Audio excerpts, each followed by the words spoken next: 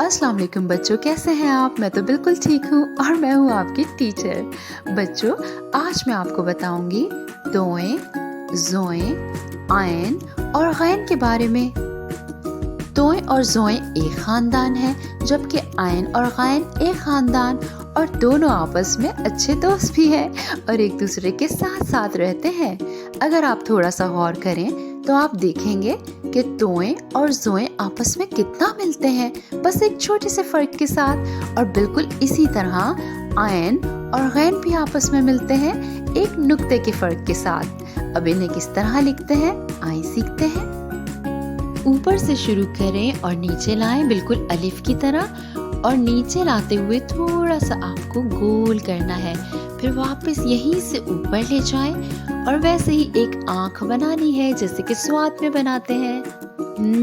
बिल्कुल इसी तरह, और ये बन गया तोएं। ऊपर से शुरू करें, बिल्कुल अलिफ की तरह नीचे लाएं और यहाँ से थोड़ा सा गोल कर दें, और यहीं से जब आप ऊपर ले जाएंगे थोड़ा सा टेढ़ा करके, तो एक आंख सी बनानी है इस तरह, और ऊपर आप लगाएंगे एक नुक्ता। ये बन गया ज़ोएं। और अब आयन लिखेंगे, अंदर से शुरू करें, इस तरह गोल सा करते हुए थोड़ा सा ऊपर ले जाएं। बिल्कुल इसी तरह का एक और बनना है, लेकिन थोड़ा बड़ा करते हुए, गोल लेते हुए ऊपर, और ये बन गया आयन।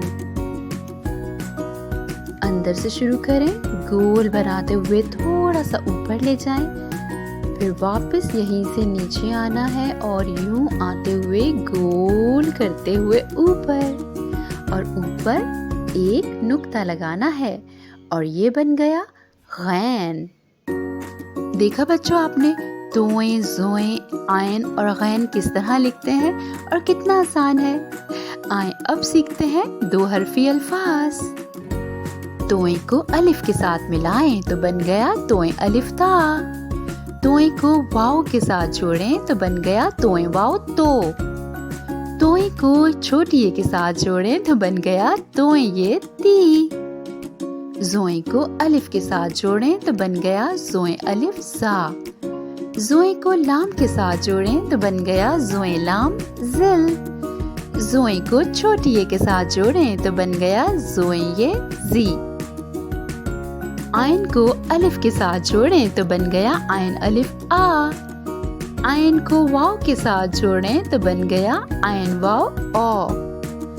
आयन को छोटी ए के साथ जोड़ें तो बन गया ऐन ये ई। गैन को अलिफ के साथ जोड़ें तो बन गया गैन अलिफ गा।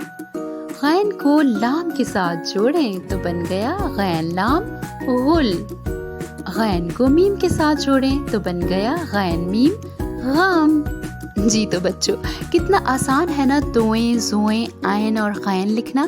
थोड़ी सी आप मश्क करेंगे तो आपको अच्छी तरह आ जाएगा, और साथ में आपने दो हरफी अल्फाज भी तो सीखे हैं।